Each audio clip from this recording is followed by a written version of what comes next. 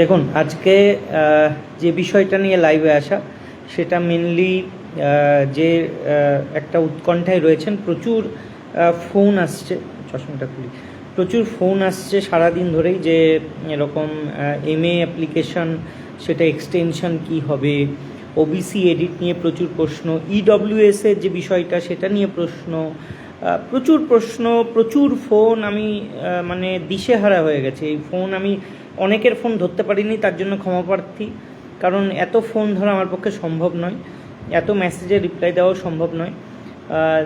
যে তথ্য আমি পেয়েছি বা আমরা পেয়েছি সেই তথ্যগুলো আপনাদের সামনে তুলে ধরবো, সেই জন্যেই লাইভটা করা। দেখুন, উৎকণ্ঠা কমবে কি উৎকণ্ঠা বাড়বে, কি কারোর ভালো লাগবে কি কারোর খারাপ লাগবে এই ভেবে তো তথ্য দিয়ে লাভ নেই। আলটিমেটলি যেটা আমরা পেয়েছি সেই তথ্যটা দেব, তাতে আপনাদের যেটা ভালো লাগার বা খারাপ লাগা সেটা আপনাদের ওপর। হ্যাঁ, যা যা আমি পেয়েছি সেগুলো আপনাদের সামনে আমি তুলে ধরবো। প্রথমত হচ্ছে যে MA যেটা করা হয়েছে বোর্ড এবং SSCর তরফ থেকে, সেটার এক্সটেনশনের ব্যাপারটা। তো প্রথমত এই এক্সটেনশনের ব্যাপারে এখনও অবধি রেজিস্ট্রিতে আজকে সকাল বা দুপুর অবধি আমরা জানি যে কোনো মানে এই যে ফাইলটা করা হয়েছিল বোর্ড এবং SSCর তরফ থেকে, তার ডিফেক্ট লিস্টটা পড়েনি, ডিফেক্ট লিস্টেই আসেনি, মানে সেই MA নম্বরটা পড়েনি, ডায়েরি নম্বরটা পড়েছিল। তো আলটিমেটলি সন্ধ্যের পর থেকে আমরা দেখতে পাচ্ছি সেটা ডিফেক্ট লিস্টে আছে। এবং যেটুকু খবর পাওয়া গেছে, মানে আমরা আজকে গিয়েছিলাম যোগ্য শিক্ষক শিক্ষিকা অধিকার মঞ্চের তরফ থেকে, বিকাশ ভবন, SSC এবং বোর্ড সব জায়গাতেই আমরা গিয়েছিলাম। এবং সেখান থেকে যে তথ্যগুলো আমরা পেয়েছি সেটা মেনলি এটাই যে যে লয়ার যিনি এই MAটা ফাইল করেছেন বোর্ডের তরফ থেকে, তার সাথে বিকাশ ভবন থেকে ফোন করা হয়েছিল। তিনি যে কথাটা বলেছেন যে যেহেতু একটা ডিসপোজ ম্যাটার, একটা MA, সেই MAটা এখনও অবধি, এই দুপুরের কথা বলছি, কোনো রকম ডিফেক্ট লিস্টে আসেনি, সেহেতু মেনশন করা সম্ভব হয়নি। তো এখন সন্ধ্যের পর থেকে আমরা দেখেছি সেটা ডিফেক্ট লিস্টে এসেছে। এখন এই ডিফেক্ট লিস্টে আসার পরে ডিফেক্ট ক্লিয়ার হবে, তারপরে মেনশানিং হবে, এবং সেই মুহূর্তে মেনশানিংটা কোথায় হবে না সঞ্জয় কুমারের বেঞ্চে। তো জাস্টিস সঞ্জয় কুমার যতটুকু খবর পাওয়া যাচ্ছে যে হয়তো কালকেও বসবেন না, হয়তো কালকেও বসবেন না, আজকেও বসেননি, গতকালও বসেননি, হয়তো আগামীকালও বসবেন না উনি। তো সেক্ষেত্রে চেষ্টা করা অন্যরা করতেই পারে বিভিন্নভাবে, যে অন্য কোথাও মেনশন করে যদি লিস্টিংটা পাওয়া যায়, মানে কোথাও যাতে লিস্টিংটা হয়।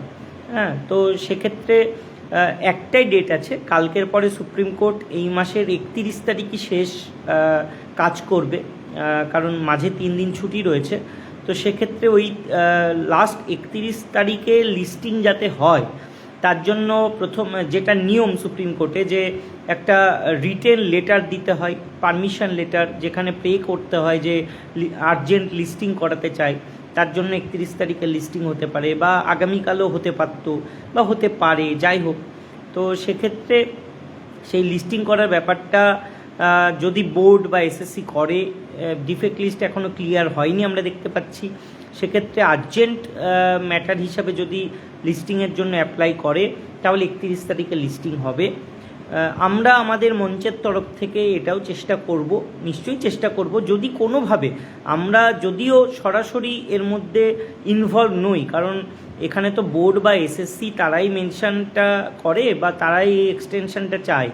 তো আমরা যোগ্য শিক্ষক শিক্ষিকা অধিকার মঞ্চের তরফ থেকে চেষ্টা করব কোনোভাবে যদি কোনো কিছু করা যায়, সেটা দেখা যাক। এখনও আমরা সেই পদ্ধতির মধ্যে রয়েছি, আমরা চেষ্টা করছি, এখনও লয়ারদের সাথে কথা বলছি, যদি কোনোভাবে কোনো মেনশনিং বা কোনো কিছু করা যায়, সেটা ভাবনা চিন্তার বিষয়, সেটা আমরা আলোচনা সাপেক্ষে সেই পদক্ষেপ গ্রহণ করার পদ্ধতির দিকে এগোবো, সেটা দেখা যাক। এখন অবধি কোনো কিছু সিদ্ধান্ত হয়নি, আগামীকাল বা পরশু, তারপরে দেখা যাক কী করা যায়। 31 তারিখ আমাদের কাছে শেষ দিন। তারপরে এবার যে ব্যাপারটা, ধরুন আপনার চাকরি 3 এপ্রিল চলে গিয়েছিল, তাহলে 3 এপ্রিল চলে যাওয়ার পর থেকে তাহলে তো চাকরি নেই হিসাবে। তারপর থেকে 17ই এপ্রিল যখন, বা 17 এপ্রিল অবধি, যে যতক্ষণ না স্টেটা পড়লো সুপ্রিম কোর্টে, তাহলে ততক্ষণ অবধি যে পদ্ধতি মেনে আপনি স্যালারি পেয়েছেন, যে পদ্ধতি মেনে আপনার চাকরি ছিল, যে পদ্ধতি মেনে হয় স্কুল গেছেন নাই যাননি, তাহলে ব্যাপারটা সেরকমই দাঁড়ায়। এমন কিছু এই মুহূর্তে বৃহৎ ব্যাপার নয় বা এত কিছু হতাশ হওয়ার দরকার নেই। শুধু এটুকু ভাববেন যে শিক্ষাকর্মীরা বিগত 16 মাস ধরে বেতন পাচ্ছেন না, তো তারা ওই নরক যন্ত্রণা ভোগ করে যদি 16 মাস কাটিয়ে দিতে পারেন তো এইটুকু টেনশন নেওয়াই যায়, তাই নয় কি? এইটুকু টেনশন নিতেই পারেন। যেখানে চাকরিটাই নেই সেখানে ব্রেক অফ সার্ভিসের প্রশ্ন কোনো প্রশ্নই নয়। সেখানে এই মাসের 31 তারিখে না উঠলে পরের মাসের 2 তারিখ উঠলে কি হবে, দুদিন কি হবে, এটা কোনো প্রশ্ন নয়। আগে ভাবুন যে শিক্ষাকর্মীরা 16 মাস বেতন পান না, তাহলে সেক্ষেত্রে এইটুকু টেনশন নিয়ে আপনাকে চলতেই হবে, কারণ চাকরিটাই নেই। হ্যাঁ, যে চাকরিটা চলে গেছে অন্যের দোষে, সেখানে এইটুকু টেনশন আপনাকে নিতেই হবে। হ্যাঁ, আমরাও নিচ্ছি, আপনাদেরকেও নিতে হবে, বয়ে বেড়াতেই হবে। এইটুকু টেনশন না নিলে আর কি করে লড়াই করবেন? দেখা যাক। এক্সটেনশনের বিষয়ে আমরা সবাই জানি যে বোর্ড গিয়েছে, আমরা সবাই জানি যে এসএসসি তারা গিয়েছে, মোটামুটি 8 মাস মতো বা 9 মাস মতো এক্সটেনশন চেয়েছে 31শে মে 2027 অবধি। এখন সেটা শুধুমাত্র সুপ্রিম কোর্টের কাছে প্লেস হওয়া দরকার এবং সুপ্রিম কোর্টের জাজমেন্ট বা অর্ডার যেটা আসবে সেটা আমাদের মানতে হবে। তো সেইটুকু অপেক্ষা করতেই হবে। এত হতাশ হওয়ার বা এখনই এই হবে, ব্রেক অফ সার্ভিস হবে, এই অবান্তর প্রশ্ন বা এত প্রশ্নের কোনো জায়গা নেই। চুপচাপ থাকুন, মানে হতে দিন। আপনার হাতেও কিছু নেই, আমাদের হাতেও কিছু নেই, এটা কোর্টের হাতে পুরোটাই।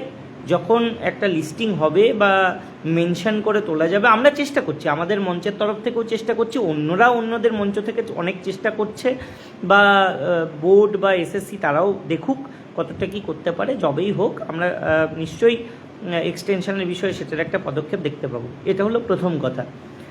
দ্বিতীয়ত, যে মানে কিছু ইনফরমেশান আমরা পেয়েছি সেটুকু আপনাদের কাছে বলবো, না বলার কিছুই নেই। অনেকে হয়তো এই নিয়ে অনেক কিছু বলতেও পারে যে ইনফরমেশান কি করে পায়, হ্যাঁ কেস করবো হাইকোর্টে, এই করবো ওই করবো, তারা করতে পারেন।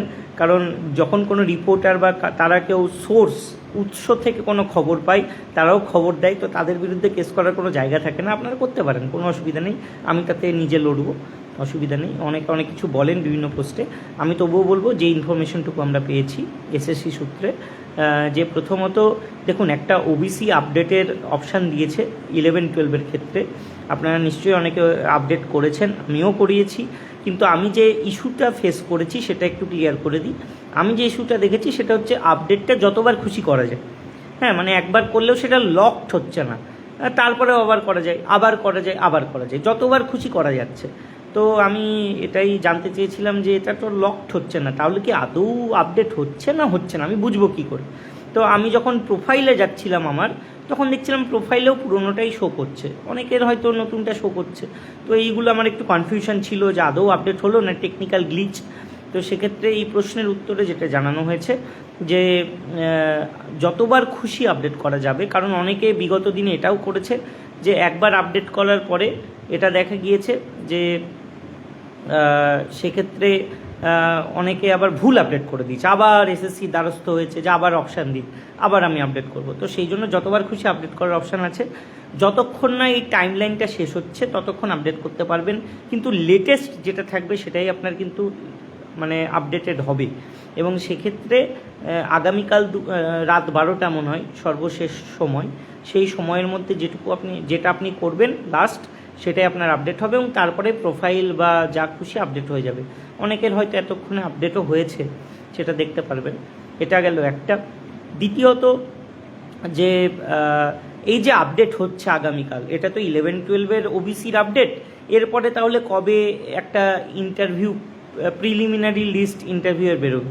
তো যতদূর এসএসসি চেষ্টা করছে সেটা এই মাসের মধ্যেই, মানে আগামীকাল শেষ হয়ে যাচ্ছে, এই মাসের মধ্যেই প্রিলিমিনারি একটা ইন্টারভিউ লিস্ট 11-12 যাতে প্রকাশ করা যায় সেটা এসএসসি দেখছে এবং সেটা করারই পথে এগোচ্ছে।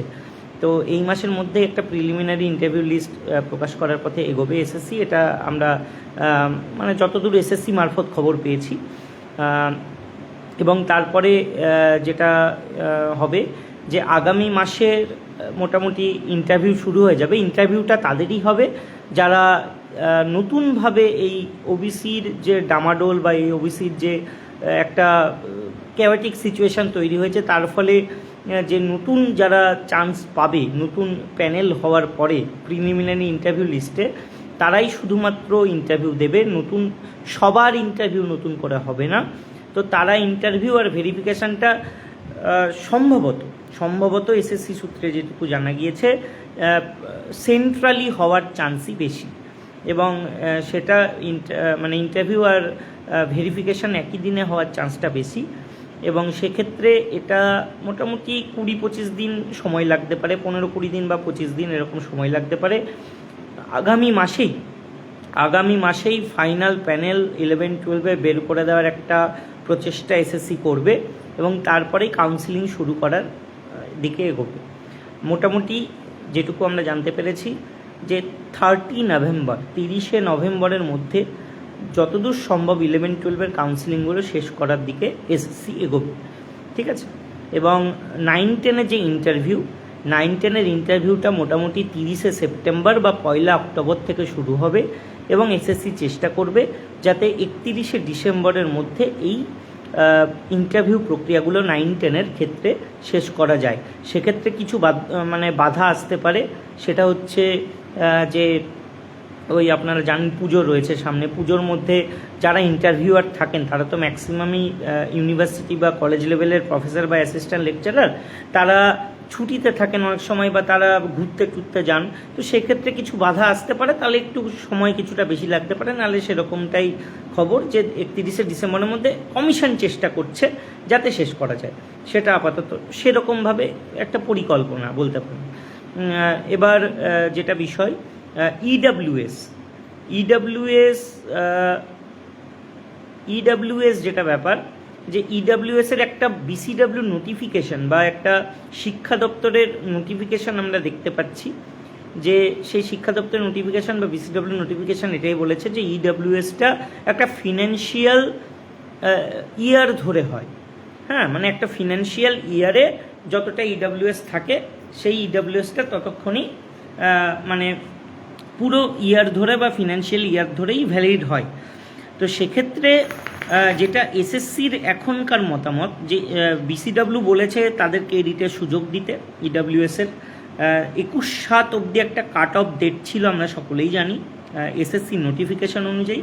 কিন্তু যেটা জানা গিয়েছে যে তারা বসো এখানে, চুপচাপ বসো, কোনো রকম ঘেউ নয়।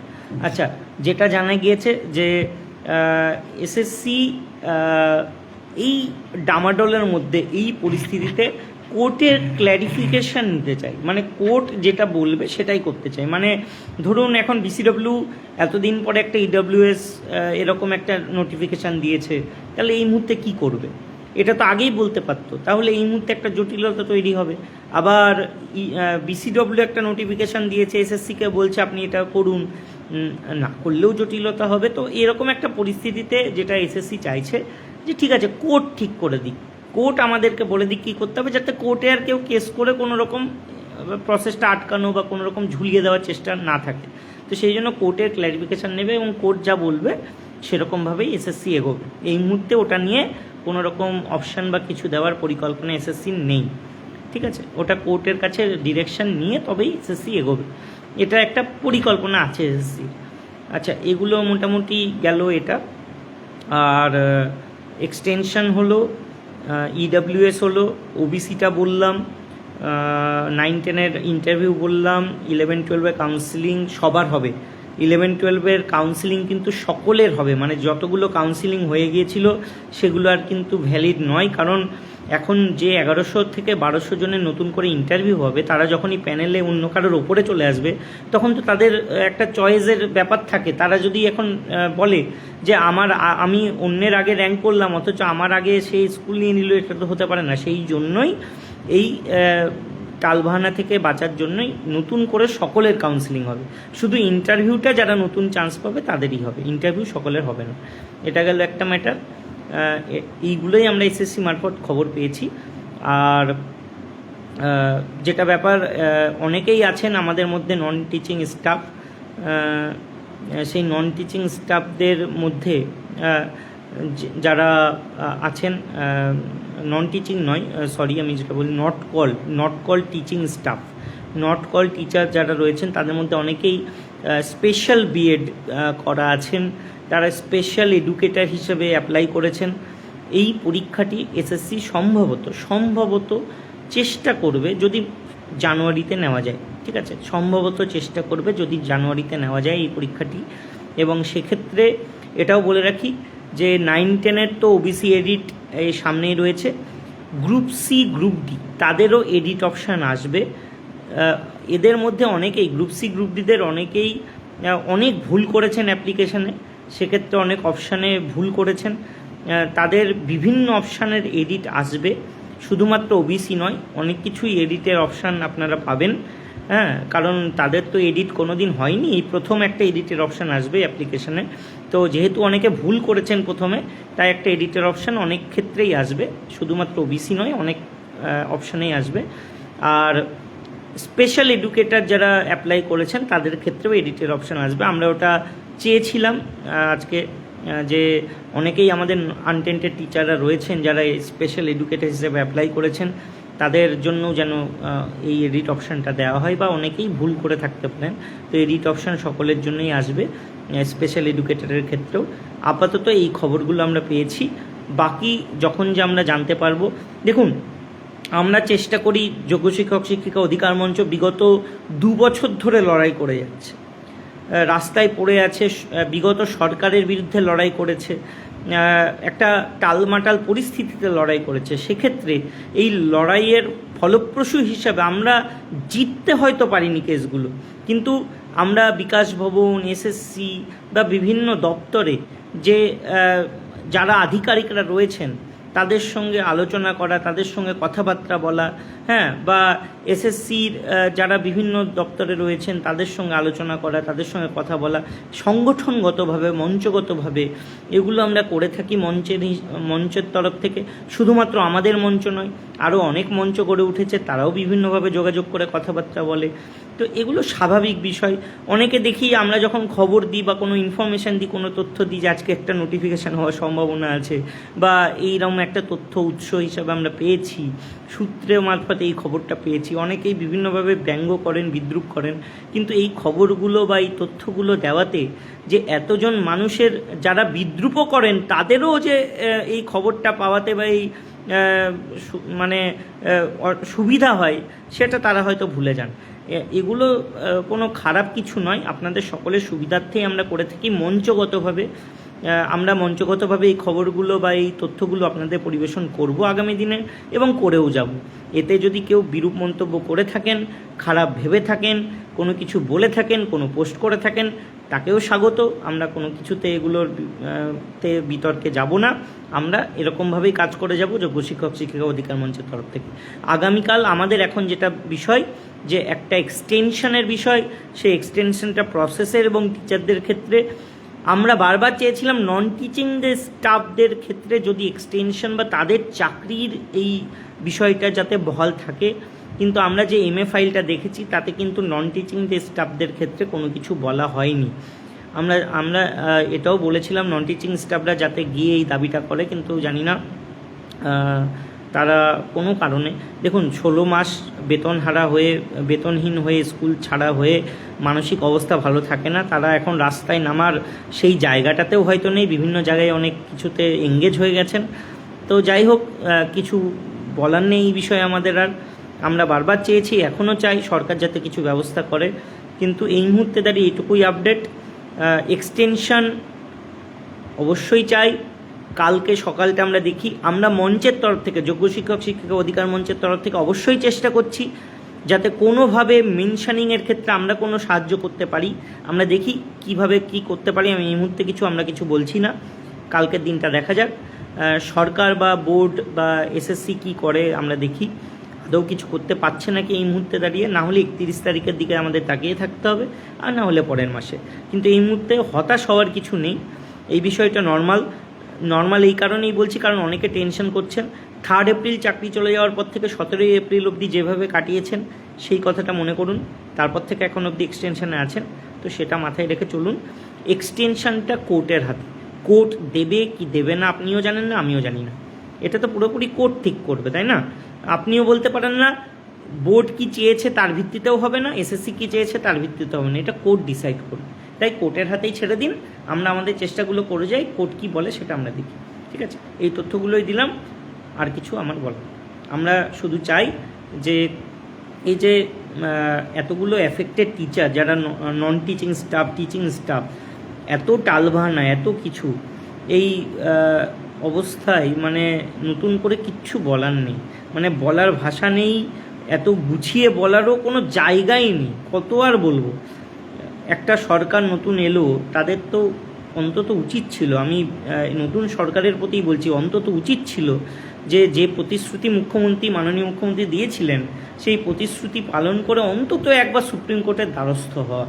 আমি বারবার বলবো যে এটা এই সরকারের একটা নেগেটিভ পয়েন্ট হয়ে থাকলো, যে এই সরকার মানে সুপ্রিম কোর্টে একবার অন্তত গেল না, যে সকলের চাকরি বাঁচানোর জন্য সমস্ত তথ্য নিয়ে যে একটা পদক্ষেপ, এটা খুব খারাপ লাগলো। এবং এই পদক্ষেপটা নেওয়া অবশ্যই উচিত ছিল। সকলের চাকরির স্বার্থে অন্তত একবার সুপ্রিম কোর্টের দ্বারস্থ হওয়া উচিত ছিল। তাতে সুপ্রিম কোর্ট যেটা করতো সেটা করতো, সরকার সরকারের জায়গা থেকে তো অন্তত ক্লিয়ার থাকতো যে সরকার যে প্রতিশ্রুতি নিয়ে এসেছিল সেই প্রতিশ্রুতিটা পালন করলো। তো এটা আমার কাছে অত্যন্ত খারাপ লাগলো। আর আমি অবশ্যই এটা বলবো যে আপনারা প্লিজ মানে এত ফোন করছেন, এত মেসেজ করছেন এই এক্সটেনশন নিয়ে, এই মুহূর্তে আর করবেন না, কারণ এটা আমাদের হাতেও নেই। আমরা চেষ্টা করছি, অন্য মঞ্চও চেষ্টা করছে, শুধু আমাদের মঞ্চ না, অন্য মঞ্চও চেষ্টা করছে যাতে সকলের সাথে এক্সটেনশনটা করানো যায়। আমরা বিভিন্নভাবে কন্ট্যাক্ট করছি, কথা বলছি লয়ারদের সাথে, শুধু আমাদের নয়, সরকারের লয়ারদের সাথে কন্ট্যাক্ট করার চেষ্টা করছি, কথা বলছি, যাতে কোনোভাবে এক্সটেনশনটা হয়, এক্সটেনশনটা হয়ে একটা প্রসেসের দিকে এগোয়। আর বাকি নট কল ফর ভেরিফিকেশান, এই বিষয়টা নিয়ে যখনই বলতে যাই তখনই একটা মানে উৎকণ্ঠা এবং একটা অনিশ্চয়তার সম্মুখীন হই। এখনও অনিশ্চয়তার সম্মুখীন। আজকেও যখন জিজ্ঞাসা করেছিলাম তখনও কোনো উত্তর আমরা পাইনি। আমরা এই উত্তর কবে পাবো আমরা জানি না। যে নট কল ফর ভেরিফিকেশান যারা, যদি এই প্রসেসটা এগোই বা এটা মানে যেভাবে চলছে সেভাবে চলে, তাহলে নট কল ফর ভেরিফিকেশান তাদের আলটিমেট কী হবে, এটা তখনই ওই একই উত্তর আবারও ভেসে আসে যে ভাবনা চিন্তায় আছে, তাদের জন্য সরকার ভাববে, এবং আলটিমেটলি এখনই কিছু বলা সম্ভব নয়। তো আমার পক্ষেও কিছু বলা সম্ভব নয়, আমরা যেভাবে চলছে সেভাবে এগোচ্ছি। আপনাদের যদি কোনো প্রশ্ন থেকে থাকে সেটা আমাকে করতে পারেন, আমার হোয়াটসঅ্যাপে পাঠাবেন। এর বাইরে, ঠিক আছে, এর বাইরে যদি কোনো প্রশ্ন থেকে থাকে আমাকে করতেই পারেন, হোয়াটসঅ্যাপ করবেন, ফোন করবেন না। যে যে জিনিসগুলো ক্ল্যারিফাই করলাম সেগুলো নিয়ে প্লিজ ফোন করবেন না, এটুকুই বলা। একই জিনিস নতুন করে বলার কিছু নেই। আচ্ছা, গ্রুপ সি গ্রুপ ডি রেজাল্টের জন্য ওএমআর ইভ্যালুয়েশন অলরেডি প্রায় হয়েই গেছে। এখন গ্রুপ সি গ্রুপ ডির যে ব্যাপারটা, তাদের তো একটা এডিট অপশান দেবে, কারণ অনেক ভুল রয়েছে। জেন্ডারেও ভুল করেছেন অনেকে, মানে মেলটাকে ফিমেল, ফিমেলটাকে মেল, এরকমও অনেকে করে দিয়েছেন। হয়ে যায় অনেক সময় ফর্ম ফিল আপের সময়, ঠিক থাকে না। যারা হয়তো ঠিক করে তারা ভাবে এই ভুল কেউ করে নাকি, কিন্তু অনেক সময় হয়ে যায়, অজান্তেই অনেক ভুল হয়ে যায় ফর্ম ফিল আপে। তো সেক্ষেত্রে একটা এডিট অপশান আসবে, ওবিসির সাথে সাথে অন্যান্য এডিট অপশানও আসবে কিছু কিছু ক্ষেত্রে। আপনারা সেটা করবেন, করার পরেই পুজোর আগেই গ্রুপ সি গ্রুপ ডির রেজাল্ট আসবে। ঠিক আছে, এটুকুই বলার, আর কিছু বলার নেই। আর প্লিজ কমেন্ট বক্সে আপনারা আমি দেখতে পাচ্ছি কিছু জন একজন ফ্রেশার্স আর ইন সার্ভিস ঝগড়া করছেন, এই হবে ওই হবে, এ বলছে ওই, এগুলো করবেন না। আপনার হাতেও, ফ্রেশারদের হাতেও কিছু নেই, আমাদের হাতেও কিছু নেই। আলটিমেট কোর্ট ডিসাইড করবে, কোর্টকে ডিসাইড করতে দিন। ঠিক আছে, ধন্যবাদ।